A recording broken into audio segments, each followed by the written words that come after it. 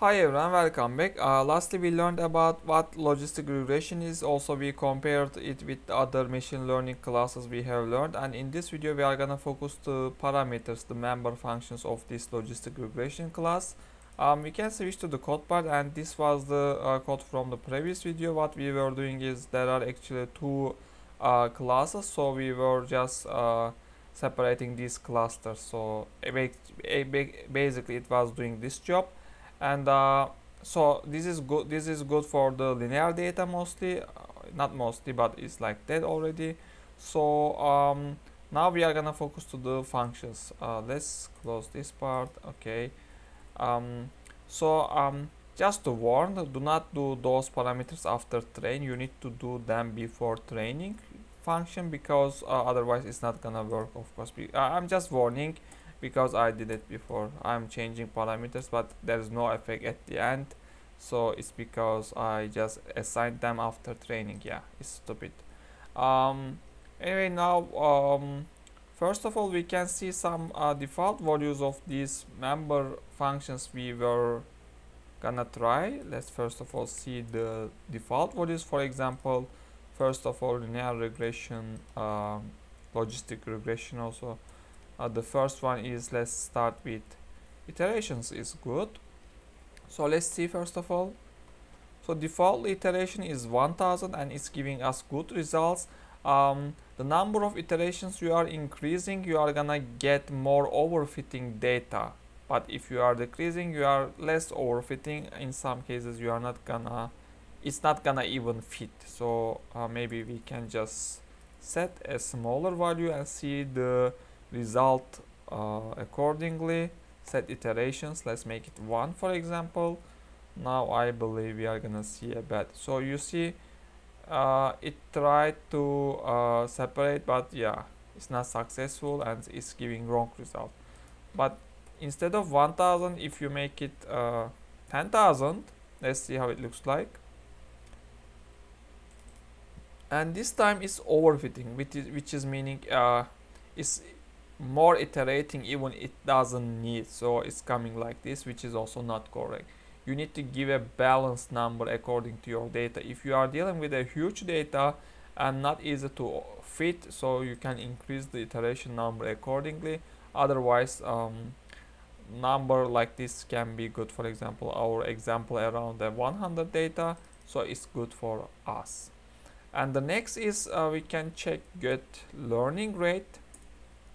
For what this learning rate is, you can also check my neural network videos. In there I'm also explaining this learning rate.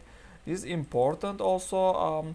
If you are giving this number higher, similar to the iteration, if you give both iteration and the learning rate, they are gonna overfit. But on the oppositely, if you give those values smaller, then maybe they are not gonna even fit. This learning rate, if you are giving high values, it's gonna try kind of, we can call it memorizing.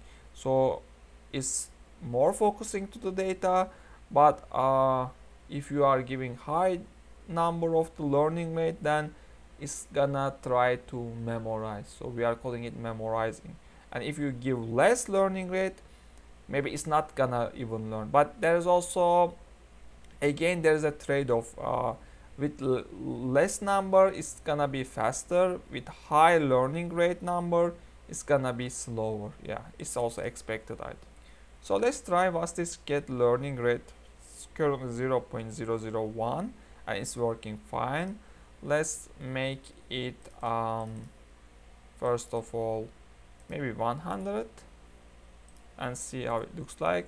We are expecting again overfitting, yeah, like this. And if you give a very small value like this, maybe it's not gonna fit even. Yeah, similar to the iteration. Let's see what else we have in here. The important one is batch size. Also in here it says what it says, but it's about talking method, I think. Yeah, we can talk about the regularization, which is in here. There are three kind of in here. Regularization is disabled if you are using this, and L2 is smoother and this L1 is faster one. So default I think 0 or 1. Let's see. Get this one and see how it looks like. So defaultly 1 as I expected, but yeah, is L2, which is the smoother one, and I don't think we will see the effect of this, but you can keep in mind the L2 is smoother one and the other one is just disabling the regularization, and that's all. Train method we can talk about also, which is in here, batch and the mini batch. Mini batch is good for if you are dealing with a high number of data. It's gonna make it better. It's also say his writing, maybe no positive. Yeah, it doesn't talk about it. Batch is the default one. We can also check again. Get train method. Oops. Here. And this is I think default 0. Yeah, batch. But if you are dealing with a high number of data, it's gonna be better to use mini batch. But for our case, if we give that, I don't think maybe we will get a bad result, because it's not, our data is not having huge number of elements. And mini batch, and let's see, now it's 1, and you see it's even somewhere else, not even in the in this area, because yeah, it's trying to more generalizing, because it's useful for the high number of data, for huge clusters. And basically, yeah, we already talked for 5 methods, so, and I think we are done. As I said in the previous video also, this is good for linearly separable clusters. And yeah, also least square, I said this is the advanced versions of the least squares. Yeah, and that's all I think. Thanks for watching. See you in the next videos.